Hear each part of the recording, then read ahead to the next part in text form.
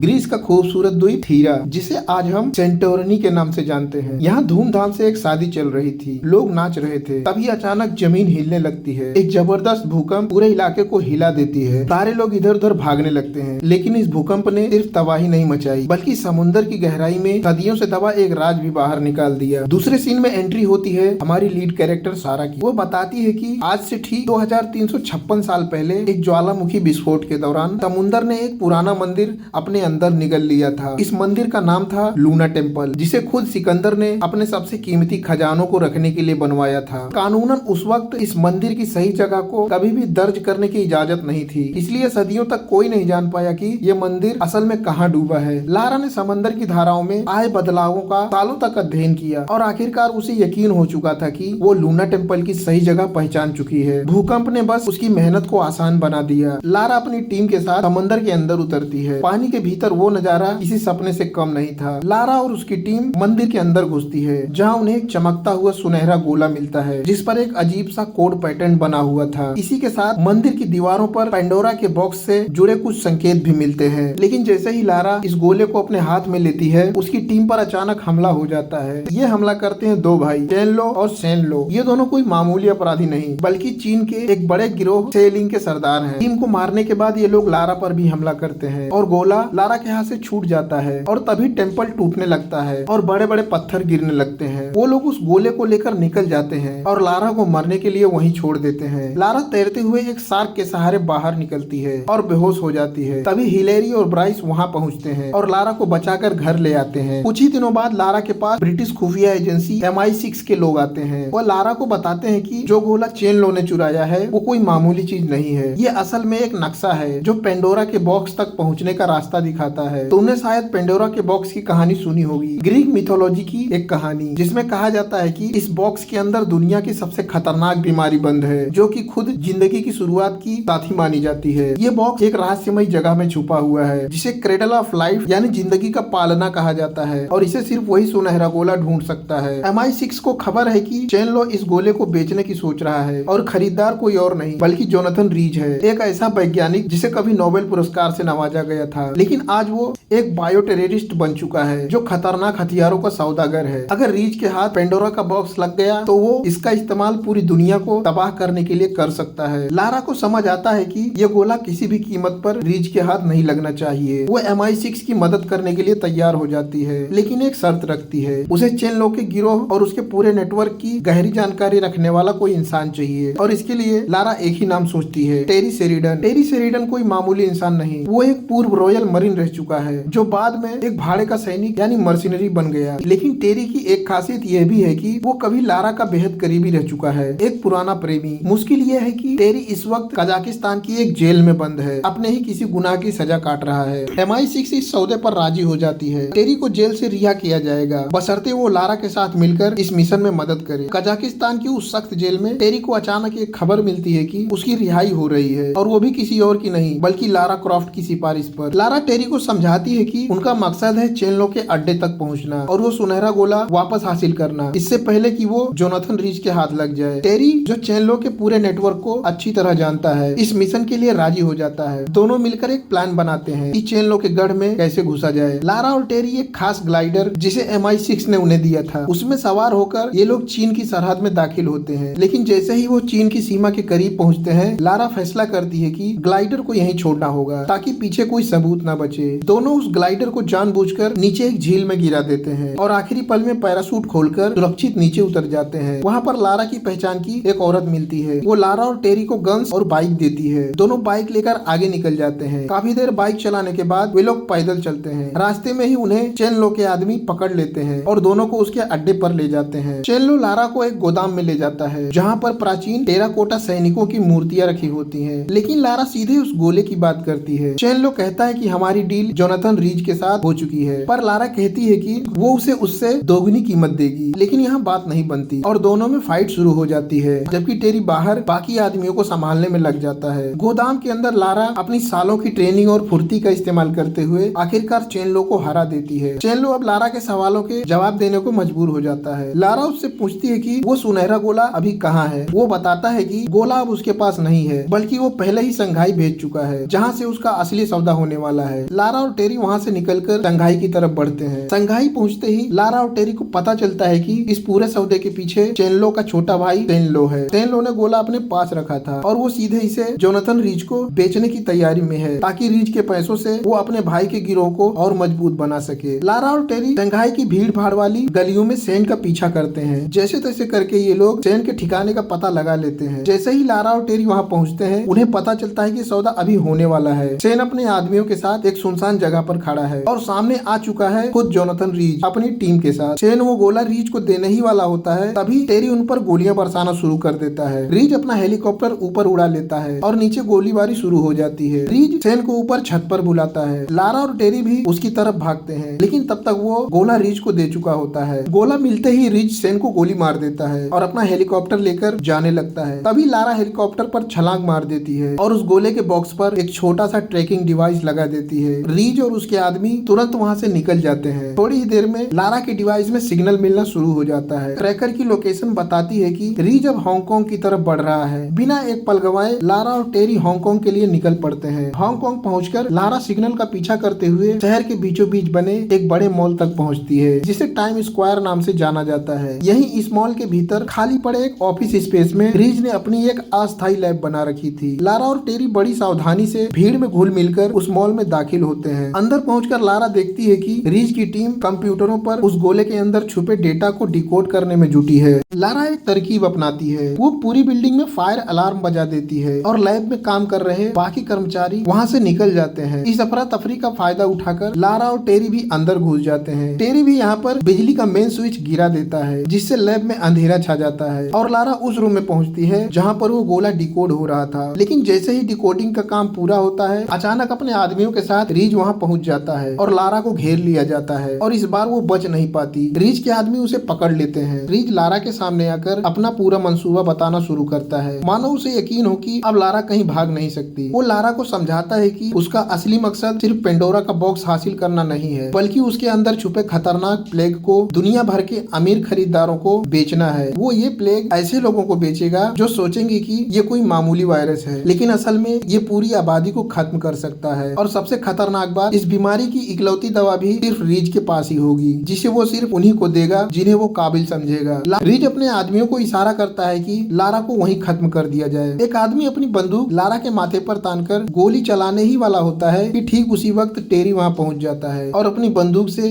Reach के कई आदमियों को ढेर कर देता है। लारा इस मौके का फायदा उठाकर खुद को छुड़ा लेती है और टेरी के साथ मिलकर वहां रीच के आदमियों से लड़ते हैं। काफी गोलीबारी के बाद इसी तरह लारा और टेरी गोला वापस हासिल करने में कामयाब हो जाते हैं और रीच के कंप्यूटर सिस्टम को भी पूरी तरह तबाह कर देते हैं ताकि उसका डेटा किसी काम का ना रहे। लेकिन भागने का रास्ता आसान नहीं था। रीच के बाकी आदमी उनका पीछा करते हुए मॉल की ऊपरी मंजिलों तक पहुंच जाते हैं। लारा और टेरी लिफ्ट के जरिए ऊपर पहुंचते हैं और वहां से किसी तरह एक पुल जैसे रास्ते से गुजरते हुए पास ही बन रही एक बड़ी बिल्डिंग के ऊपर पहुंच जाते हैं। पीछे से रीच के आदमी गोलियां बरसाते हुए करीब आ जाते हैं। लारा और टेरी के पास अब कोई रास्ता नहीं बचता। दोनों उस बिल्डिंग की सबसे ऊंची मंजिल से छलांग लगा देते हैं और हवा में गिरते हुए आखिरकार नीचे खाड़ी में खड़ी एक जहाज की डेक पर पैराशूट की मदद से आ गिरते हैं। गोला अब सुरक्षित उनके हाथ में है और साथ ही रीच का पूरा डेटा भी तबाह हो चुका है। राहत की सांस लेते हुए लारा और टेरी उस गोले की बारीकी से जांच शुरू करते हैं ये जानने के लिए कि आखिर पेंडोरा के बॉक्स तक पहुंचने का असली रास्ता क्या है। लेकिन लारा यहाँ टेरी को चकमा देकर उसे हथकड़ी पहनाकर वहाँ से निकल जाती है और एक फैमिली के बोर्ड रूम में पहुँचती है। लारा उनसे थोड़ी देर के लिए उनकी टीवी मांगती है और सीधे ब्राइस से संपर्क करती है और उस गोले को डिकोड करने को कहती है। काफी मेहनत के बाद आखिरकार उन्हें पता चलता है कि वो गोला एक खास तरह की आवाज से खुलता है। लारा इस तरीके का इस्तेमाल करके गोले को सक्रिय कर देती है और जैसे ही ऐसा होता है उसके अंदर से रोशनी की किरणें निकलकर एक नक्शा बनाने लगती हैं। इस नक्शे में उभरता है एक नाम, अफ्रीका। तंजानिया में माउंट किलिमंजारो के पास कहीं छुपा हुआ रहस्यमय इलाका जिसे क्रेडल ऑफ लाइफ कहा जाता है। लारा तुरंत ये जानकारी अपने साथी ब्राइस को भेज देती है ताकि वो आगे की तैयारी शुरू कर सके। जोनाथन रीच को पता चल जाता है कि लारा ने मेनर को जानकारी भेजी है। बिना समय गंवाए रीच अपने आदमियों को लंदन भेजता है। रीच के आदमी ब्राइस और हिलेरी को बंधक बना लेते हैं। लारा अफ्रीका के लिए निकल जाती है। अफ्रीका पहुंचते ही लारा की मुलाकात होती है उसके पुराने दोस्त कोसा से, जो सालों से लारा का साथी रहा है और इस इलाके की हर छोटी बड़ी बात को गहराई से जानता है। लारा कोसा को पूरी बात बताती है, पेंडोरा के बॉक्स की कहानी, क्रेडल ऑफ लाइफ का राज और जोनाथन रीच का खतरनाक मंसूबा। कोसा लारा को बताता है कि इस इलाके के लोगों लोगों के पास इस जगह से जुड़ी पुरानी कहानियां और जानकारियां मौजूद हैं। अगर किसी को क्रेडल ऑफ लाइफ का सही रास्ता पता हो सकता है तो वो सिर्फ वही लोग हैं। कोसा लारा को उनके मुखिया के पास ले जाता है और उसकी भाषा में बातचीत करता है और लारा के सवालों को मुखिया तक पहुंचाता है। मुखिया धीरे धीरे बताना शुरू करता है कि क्रेडल ऑफ लाइफ असल में एक गहरी घाटी में स्थित एक गड्ढे जैसी जगह है जो घने जंगलों से घिरी हुई है। लेकिन मुखिया एक चेतावनी भी देता है। वो कहता है कि उस घाटी के जंगलों में शैडो गार्जियन नाम के रहस्यमय जीव रहते हैं। ये कोई मामूली जानवर नहीं बल्कि ऐसी परछाइयां हैं जो पेड़ों की सतहों से अचानक प्रकट होती हैं। जो भी वहाँ हरकत करता है वे जीव उसे तुरंत भाप लेते हैं और बिना किसी दया के मार देते हैं। सदियों से इस जगह को कोई पार नहीं कर पाया और यही वजह है कि पेंडोरा का बॉक्स आज तक सुरक्षित है। लारा और कोसा वहाँ के कुछ बहादुर लोगों के साथ मिलकर उस घाटी की तरफ निकल जाते हैं। दूसरी तरफ रिज और उसके आदमी भी ब्राइस और हिलेरी को लेकर वहाँ पहुँच जाते हैं और उन आदिवासी लोगों पर अंधाधुंध गोलियां बरसाना शुरू कर देते हैं। इस अचानक हमले में आदिवासियों के कई बहादुर लोग मारे जाते हैं। रीज लारा को कहता है कि अगर लारा उसे क्रेडल ऑफ लाइफ का सही रास्ता नहीं बताया तो वो कोसा, ब्राइस और हिलेरी तीनों को वहीं मार डालेगा। लारा के पास अब कोई विकल्प नहीं बचता। अपने साथियों की जान बचाने के लिए वो रीज की शर्त मान लेती है। लारा बंदूक की नोक पर रीज और उसके आदमियों को उस खतरनाक घाटी की तरफ ले जाने लगती है। आखिरकार वो सब उस घाटी के करीब पहुँचते हैं जहाँ घना जंगल शुरू होता है। जैसे ही रीज के आदमी जंगल में हरकत करना शुरू करते हैं अचानक पेड़ों के अंदर से कुछ अजीब सी परछाई उभरने लगती है। यही है शैडो गार्जियन। यह जीव देखने में जितने रहस्यमयी है उतने ही खतरनाक भी। जैसे ही किसी को हरकत करते हुए भापते हैं ये बिजली की तेजी से उस पर हमला करते हैं। रीज के आदमी एक एक करके इन जीवों का शिकार बनने लगते हैं। रीज के ज्यादातर आदमी इस जंगल में मारे जाते हैं। अब ये जीव लारा को भी चारों तरफ से घेर लेते हैं। लारा को जमीन पर एक खास जगह नजर आती है, एक छोटा सा छेद जो किसी चाबी के छेद जैसा दिखता है। बिना एक पल गंवाए लारा अपने पास मौजूद गोले को उस छेद में डाल देती है।